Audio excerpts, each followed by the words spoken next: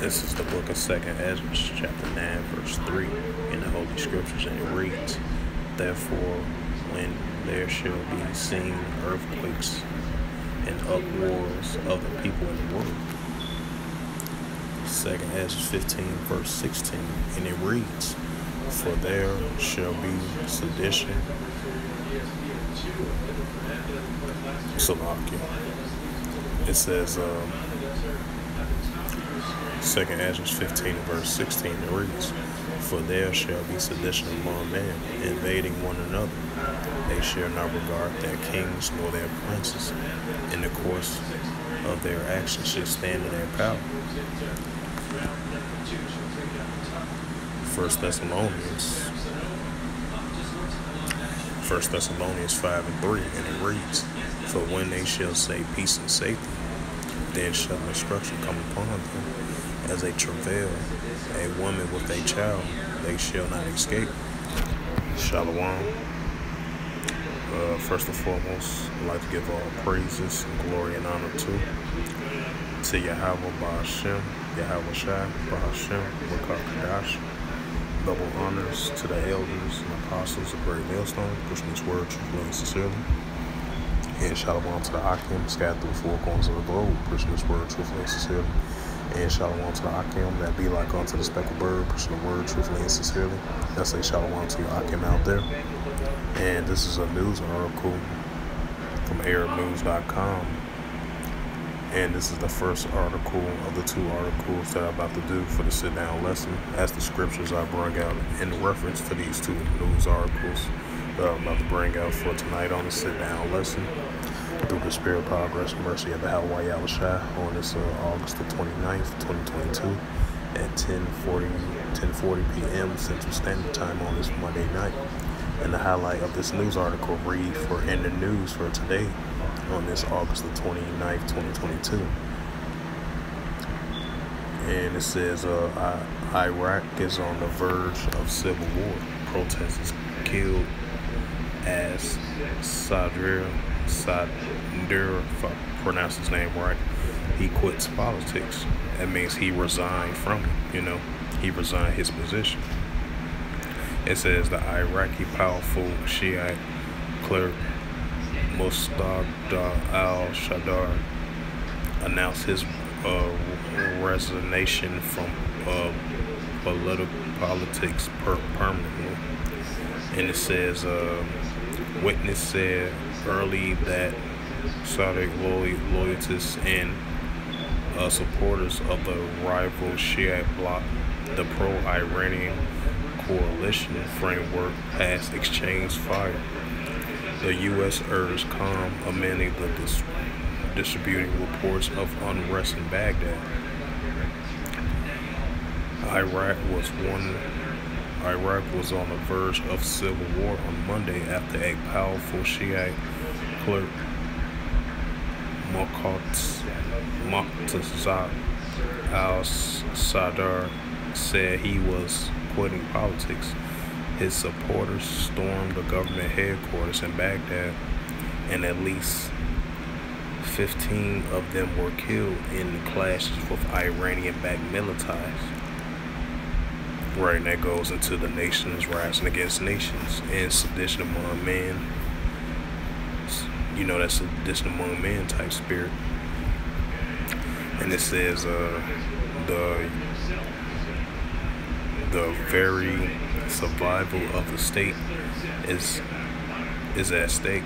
The UN mission in Iraq warns of urging all sides to refrain from acts that could lead to an unstoppable chains of events amidst Islam. The U.S. also calls for calm.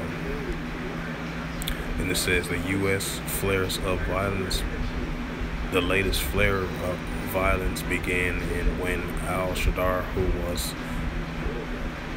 who has widespread influence over state institutes and controls and preliminary groups, which thousands of members said he would close the political offices have decided not to meddle in political affairs.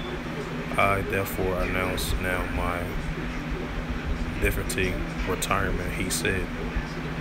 His supporters responded by storming the government complex in Baghdad as a former Saddam Hussein palace in the city of forfeit green zone, ignoring an army curfew. Protesters launched army chairs in a meeting room, and some waving Iraqi flags and took photographs of themselves, and others cooled off in a swimming pool in the garden. It kind of reminds me of similar what happened in Sri Lanka about a couple of months ago when they had that protest of I believe when they was going through an economic crisis over there, and they stormed one of the political leaders' place where he was reside at, even though he escaped from the scene after the civil unrest happened there a few months ago. It's kind of the same similarity of the protesters in the pools, swimming pools and stuff like that, and entering these government official buildings and stuff like that, taking selfie photos, storming the building, messing everything up in it. It's kind of similar to that happened over there in Sri Lanka.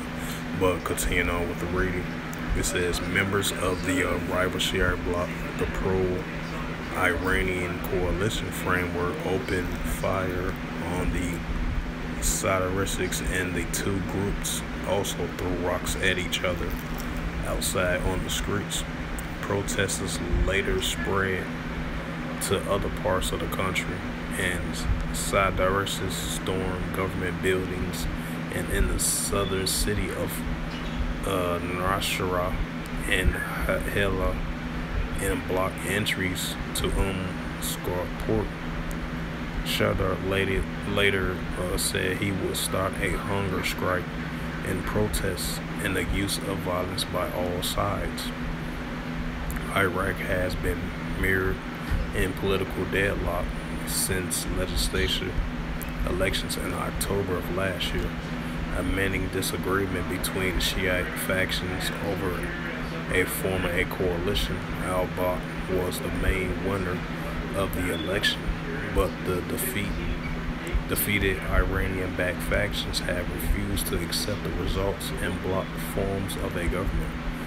Al-Sadr withdrew all his MPS forms preliminary in June after failing to establish a government.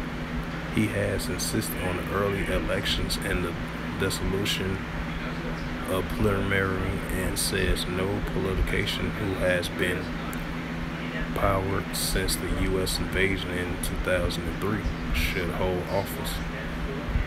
Hazir Hadam of the European Council on Foreign Relations said it was not clear what Hazard's strategy was. Whosoever does men in typically strategic fashion, there is always backtracking of expecting it, he said. The second and more terrifying thought of this is that he is giving his followers the green light to do whatever they like. The Sadr supporters have for weeks been staging a set-in outside Iraqi's preliminary after storming the legislature's interior on July the 30th to press their demands. They were angry at the coalition framework nominated a candidate they saw as unacceptable for prime minister. The framework wants a new deal of government to be appointed before new polls are held. Caretaker Prime Minister Mustafa al-Khalimi early this month convinced crisis talks with party leads, but the Sadr's boycott. Many Iraqis said the political infighting has nothing to do with their day-to-day struggles. Iran has been ravaged by decades of conflict and endemic corruption. Same what's going on in Lebanon as well too. You know, they're going through an economic crisis, a food crisis, a war-torn country crisis, just like over there in Yemen as well too. It says oil rich by aligning infrastructure and employment, power cuts, crumbling power services. Iraq now also face water shortages as drought ravaged swaths of the world. Right, you've been seeing of just like over there in Europe, you've been having a record-breaking heating of droughts.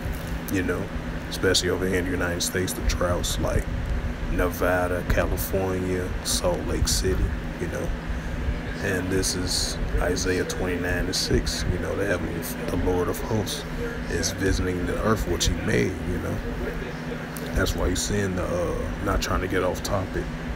That's why you've been seeing the increase of droughts, the increase of earthquakes in diverse places. You know, that's why the Heavenly Father is doing these things on the planet Earth when it comes to the weather. You know, but that's, you know, I just wanted to add that to that since it mentioned drought.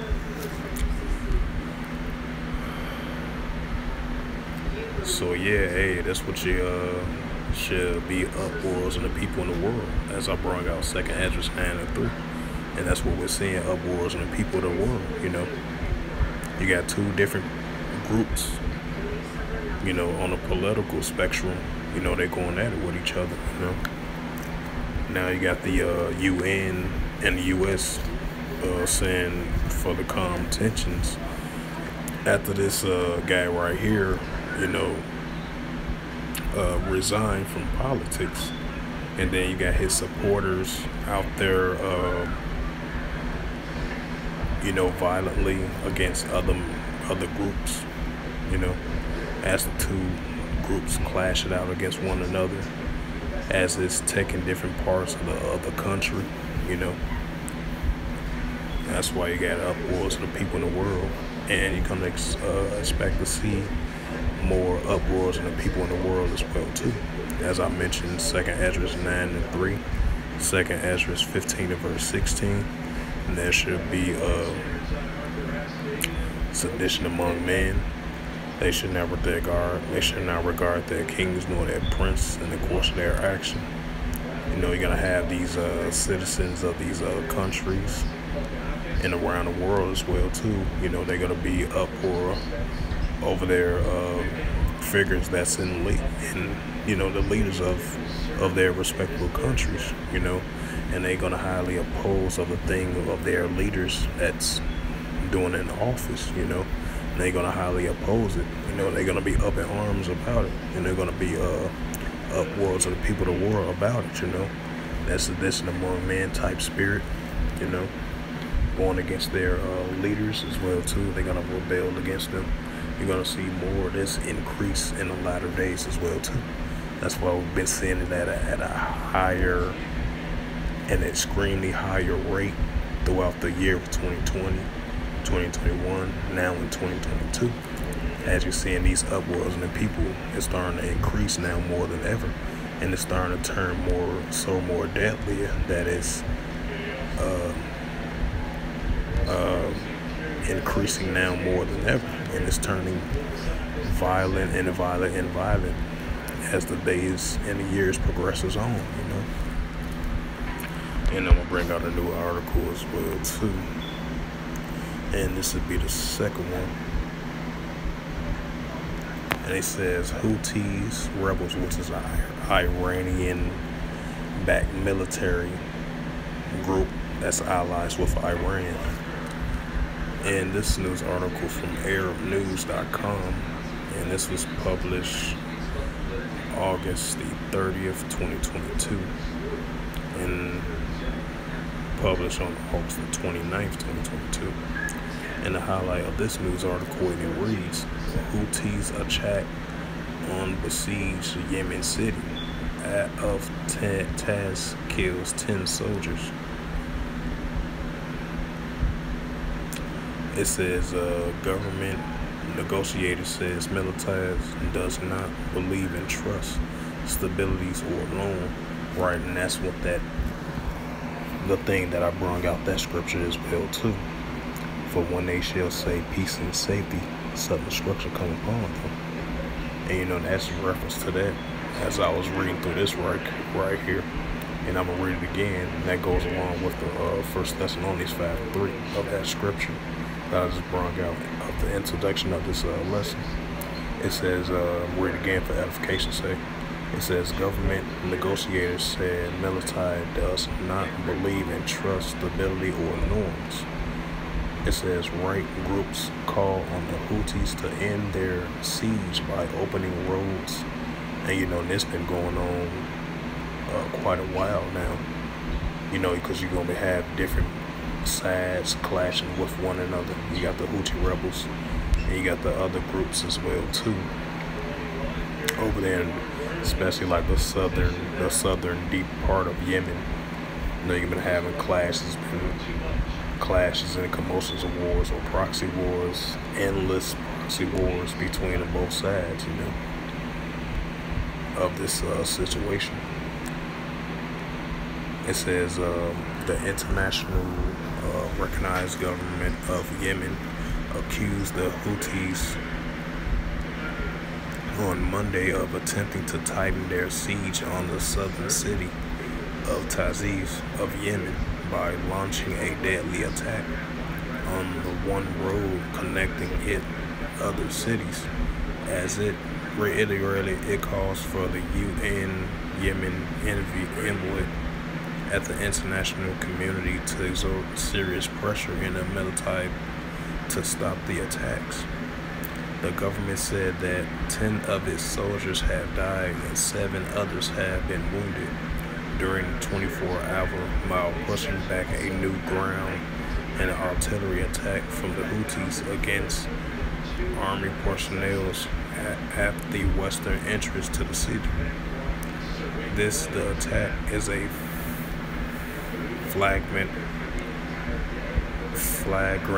challenge to the initiatives and the invaders aimed at ending the war and achieving peace, undermine efforts to extend and expand the humanitarian trust, which the other side accusing the other for breaking the trust, It says seeks to impose the siege of the city of Taiz, Taiz, if I pronounce that right, which have already been besieged for 7 years. It says the government said on Sunday that the Houthis shelled troops, mainly the Harbab road, before advancing on the ground to seize control of its ultimate tighten their siege of Taiz. Heavy fighting broke out between the troops and the Houthis after their attack, but by Monday morning, the troops had successfully repelled the offense. Military officials said they had described the attack as the fiercest and deadliest since the beginning of the UN broker trust on April 2nd. And I believe they had extended that trust agreement to extend it all the way to 2 more months, even though both sides, because I believe one side blamed the Houthi rebels for breaking a huge violation of the trust agreement between both sides, And it says the Houthi attack came as a UN sponsor as de-escalating the military committee from the government and military arrival of Yemen to discuss violations of the trust and open roads in Taiz. It says, with this dangerous escalation, the government calls on the UN envoy to assume his responsibilities in condemning these criminal escalators, the acts of the Houthi groups. And to these, the government says, under the UN trust, which have been renewed twice, the Warren Properties agrees to stop hostilities, allow commercial flights from Houthi-held Senya, allowing more fuel ships to enter the Hadar port and engage in discussions in Yemen to open roads in Taiz and other provinces. Open roads in Taiz is one element of the trust that has not been implemented, as the Houthis have refused proposal on lifting their siege. They suggest opening small and unpaved roads in the city. Abdul Karim Saban, head of the government delegations at the Taiz siege talks in Yemen, told Arab News on Monday that the UN envoy has hence Groundberg had been alerted about the Houthi attack and military deaths. He said the city has been bracing itself for the attacks for a long time, as the Houthis were embarrassing fighting outside the city during the truce. The military neither believes the trust, stability, or international characters, nor what or tribal norms, Said Ben said. It says rights group on Monday called on the Houthis to end their siege, which I highly doubt that's going to be anytime soon, by opening the roads in or around the city and allowing residents to freely leave to enter to help elevate the worsening humanitarian crisis. It says the Houthis' restrictions have forced civilians to use dangerous and poorly maintaining mountain roads that are the only connection between the Taiz city besieged population and the rest of the world, said Michael Taiz, the deputy of Middle East and North Africa, directly at Human Rights Watch. It says opening the main roads will help immensely to evade the suffering of a population that has been near total isolation for 7 years. Right along those 7 years, you've been having that ongoing proxy wars and clashes between the two different nations of the Iranian-backed Houthi rebels and the Saudi Arabia coalition, with Saudi Arabia coalition is allies with the United States as well too. So they've been having on and on conflict, and that's why the humanitarian crisis in war-torn countries was more worse than ever, in that region, So these things are going to increase more and more than ever, So with that, I hope this was edifying through the spirit, power, grace, and mercy of Yahweh Yahushua. And first and foremost, I'd like to give all praises and glory and honor to Yahweh Ba'ashem, Yahweh Shai, Ba'ashem, or Kakadash. Double honors to the elders and apostles of Great Millstone, preaching this word truthfully and sincerely. And shalom to the Akim, scattered through the four corners of the globe, preaching the word truthfully and sincerely. And shalom to the Akim that be like unto the speckled bird, preaching the word truthfully and sincerely. And until next time, before I close out this lesson on August the 29th, 2022 at 11:01 p.m. Central Standard Time on this Monday. Can you go outside, cutie? You stuck in here, cutie? Man.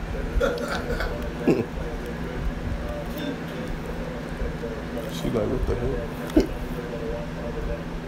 You going out there, Kiki? You ain't going out there, Kiki. You didn't even go back up there, Kiki.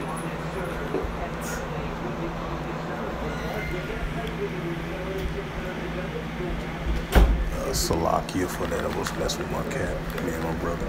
But yeah, like I mentioned, you're gonna expect to see more of the scriptures, that I brought out for the introduction of the sit-down lesson. That's 2nd Esdras 9-3, 2nd Esdras 15 and verse 16. Start off with that 2nd Esdras 9-3. The Holy Scriptures reference to these two articles. And you're gonna see the uproars of the people in the world. We're gonna see that increase now more than ever. You're going to see 2nd Acts 15 and verse 16 that I mentioned in reference to these scriptures. To these news articles. You're going to see that sedition among men type spirit increasing. Nations going against each other increasingly. Different nations and different kingdoms increasingly going against one another. So, these tensions between these nations are definitely going to increase now more than ever, from a verbal standpoint, from a verbal economical standpoint, from a verbal political standpoint. One side going against another side. That's sedition among men type spirit. You're gonna have citizens that's going against their leaders. Their leaders in those respective countries as well too. So these things are definitely going to increase now more than ever, And so with that, I would say shalom and a ball.